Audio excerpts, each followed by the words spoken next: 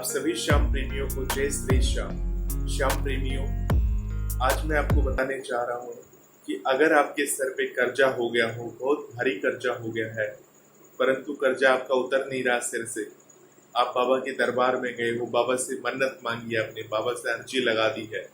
अब आप अर्जी लगाने के बाद अपने घर आ चुके हो। अब आपको समझ में नहीं आ रहा है कि क्या करना है, धन कमाने के लिए क्या करना चाहिए, कर्जा उतारने के लिए क्या करना चाहिए। तो ये सारी परेशानियां तो देखिए, बाबा के दरबार में जब आप अपने अर्जी लगा दी तो ये सारी परेशानियां वहीं खत्म हो जाती है। हाँ, परंतु क्या है, देखिए, अब आपको कर्म करना है, कर्म करेंगे तभी आपको फल मिलेगा। अगर आप ये सोच के बैठ जाएंगे कि बाबा के दरबार से मैं होके आ गया हूँ, अब मुझे कुछ भी नहीं करना, घर में बैठ के सिर्फ बाबा का नाम लेते रहना है और सारे काम अपने आप हो जाते हैं, तो ये कोई गलत बात नहीं है। परंतु क्या है, हमें कर्म जब तक नहीं करेंगे तब तक कोई उसका फल नहीं मिलता है। तो हमें अपने कर्जे को उतारने के लिए कोई ऐसा काम करना चाहिए, हमें अपने काम में बरकत लाने के लिए इस तरह से काम करना चाहिए ताकि हमारे काम में उन्नति हो, रुपए पैसे की कमी ना हो, और जो रुपए पैसे हमारे पास आए उससे हम अपना कर्जे को चुका सके। बाबा के दर्शन करने के बाद घर में आके हाथ पे हाथ धर के चुपचाप बैठ जाने से, बाबा का नाम लेने से आपका कर्जा नहीं उतरेगा। तो उसके लिए आपको एक उपाय बताने वाला हूँ कि क्या करना चाहिए। जो आप मेहनत कर रहे हैं, अगर आपके पास नौकरी नहीं है और आप नौकरी की तलाश में हैं, तो आप बाबा की कृपा रहेगी और आप अपनी मेहनत कर रहे हैं, अच्छी नौकरी ढूंढ रहे हैं, तो नौकरी आपको अच्छी नौकरी जरूर मिल जाएगी। परंतु अच्छी नौकरी के साथ साथ आपको, अगर आपका खुद का व्यापार करना चाहते हैं, कोई ऐसा काम करना चाहते हैं जिसमें आपको दिन दुगनी और रात चौगुनी तरक्की हो, तो ऐसा व्यापार के बारे में भी बाबा श्याम सुझाते हैं, हमें ज्ञान देते हैं। परंतु उसके साथ साथ आपको कहा जाता है कि अगर आप बाबा श्याम की कृपा पाने के साथ साथ हनुमान जी की भी सेवा करें, हनुमान बाबा की भी सेवा करें, तो आपकी मनोकामना पूर्ण जरूर होती है। तो बात कर रहे हैं हम कर्जे की। अगर आपके सर पे बहुत सारा कर्जा है, बहुत भारी कर्जा है, तो क्या आपको ऐसा करना चाहिए जिससे आपका सारा कर्जा उतर जाए। तो इस वीडियो को आप लोग अंत तक देखेंगे और पूरा वीडियो को ध्यान से सुनेंगे, एक भी स्टेप आपका छूटना नहीं चाहिए। जैसा जैसा मैं आपको बताऊंगा वैसा वैसा आपको करना है, उसी दिन करना है। अगर आपने ऐसा किया तो आपकी नौकरी में तो तरक्की होगी ही होगी, उसके साथ साथ अगर तरक्की हो ही जाएगी तो आपकी तनख्वाह भी बढ़ जाएगी, सैलरी भी बढ़ जाएगी, और जब सैलरी बढ़ जाती है तो आप अपना कर्जा भी चुका पाओगे। तो करना क्या है, आपको हर महीने में शुक्ल पक्ष और कृष्ण पक्ष की एकादशी आती है। जैसा आप सभी को पता है, शुक्ल पक्ष और दो पक्ष होते हैं हर महीने में, शुक्ल पक्ष होते हैं और कृष्ण पक्ष होती है।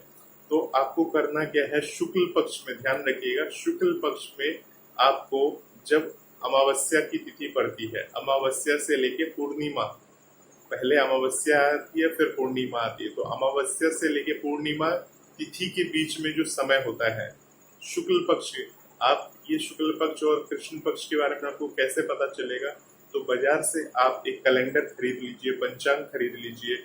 आजकल तो मोबाइल में भी कैलेंडर खुल जाता है, तो आप के मोबाइल में अगर शुक्ल पक्ष और कृष्ण पक्ष नहीं दिखाई दे रहा है, तो आप बाजार से एक पंचांग, हिंदी पंचांग खरीद लीजिए।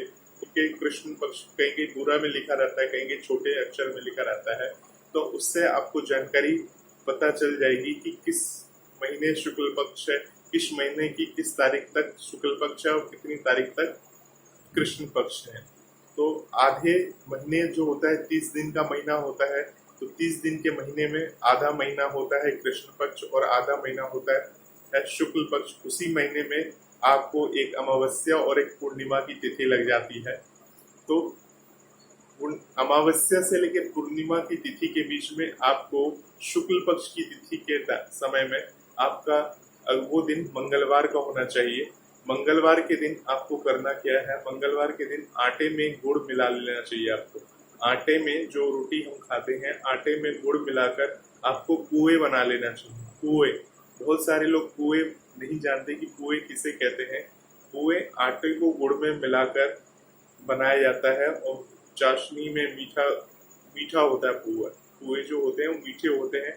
आप इसकी रेसिपी देखना चाहे तो यूट्यूब में बहुत सारे रेसिपी हैं पुए की रेसिपी की, पुए कैसे बनाते हैं आप उसकी रेसिपी को चेक कर सकते हैं। तो पुए बनाकर आपको करना क्या है, पुए बनाकर किसी भी हनुमान जी के मंदिर में चले जाएं। जो आपके घर के आसपास कोई भी हनुमान जी का मंदिर है वहां पर आप चले जाएं और वहां जाके आप मंदिर में हनुमान जी को वो पुए चढ़ाएं। तो अब पुए आपको क्या छोटे छोटे पुए बनते हैं, आप चाहे तो बड़े पुए भी बना सकते हैं और चाहे तो छोटे पुए भी बना सकते हैं। आपके ऊपर निर्भर करता है कि आप किस साइज के पुए बनाते हैं। तो वो पुए जैसे कि आपको पता है कि आप में से बहुत सारे लोग मंगलवार के दिन हनुमान जी के मंदिर जाते हैं, वहां पे हनुमान जी के दर्शन करते हैं, हनुमान जी की आराधना करते हैं, हनुमान चालीसा का पाठ करते हैं और साथ में बूंदी का प्रसाद भी अर्पण करते हैं। तो आपको शुक्ल पक्ष की याद रखना है, शुक्ल पक्ष की आपको अमावस्या से लेके पूर्णिमा की बीच की तिथि में जब मंगलवार पड़ता है उस मंगलवार के दिन आपको गुड़ और आटा ये मिलाकर पुए बना लेने हैं और उन पुओं का भोग लगाना है हनुमान जी के मंदिर में। हनुमान जी को भोग लगाना है आपको। इतना सा काम करना है आपको। ये आप काम करिए और साथ में अपना कर्म भी करिए। कर्म का मतलब ये है कि जो आप नौकरी या बिजनेस कर रहे हैं वो तो आपको करना ही होगा। ये करिए और ये हनुमान बाबा को इनका भोग लगा दीजिए और भोग लगाने के बाद जो बचा हुआ आपके पास प्रसाद रहेगा पुए, वो आप वहाँ जो मंदिर के बाहर जो गरीब लोग बैठते हैं उनमें जाके वितरण कर दीजिए, बांट दीजिए। जैसे हम बूंदी का प्रसाद ले जाते हैं मंदिर में और बूंदी का प्रसाद जाके हनुमान जी को चढ़ाते हैं और फिर जब बाहर निकलते तो बाहर बहुत सारे गरीब लोग बैठे रहते हैं तो थोड़ा थोड़ा बूंदी का प्रसाद बांट देते हैं। तो पुए तो छोटे छोटे होंगे, तो ऐसे आप मान लीजिए घर में 20 या 25 पुए अपने बनाए हैं तो 20-25 में से आप 11 पुए या 21 पुए अपने साथ रख लीजिए।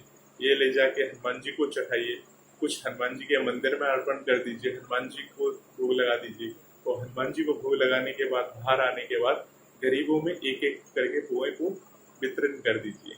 बस इतना सा काम अगर आप करते करेंगे ना तो आपके सर पे कितना भी भारी कर्जा हो वो देखिएगा कुछ ही महीनों में आपका ये कर्जा धीरे धीरे करके ऐसे समाप्त होगा कि आपको पता भी नहीं चलेगा। तो देखिए कोई भी चीज इतनी जल्दी, जो YouTube में बहुत सारे वीडियो हैं कि ये कर लीजिए वो कर लीजिए, ऐसा कुछ नहीं है। देखिए ये मैं बहुत ही आपको एक माना हुआ तरीका है, सिद्ध तरीका है। आप विश्वास करिए और एक बार ये करके देखिए। परंतु अपने इसके साथ साथ अपना जो भी आप काम कर रहे हैं, चाहे आप खुद का काम कर रहे हैं या आप किसी की नौकरी कर रहे हैं, उस काम को जरूर करते रहिएगा।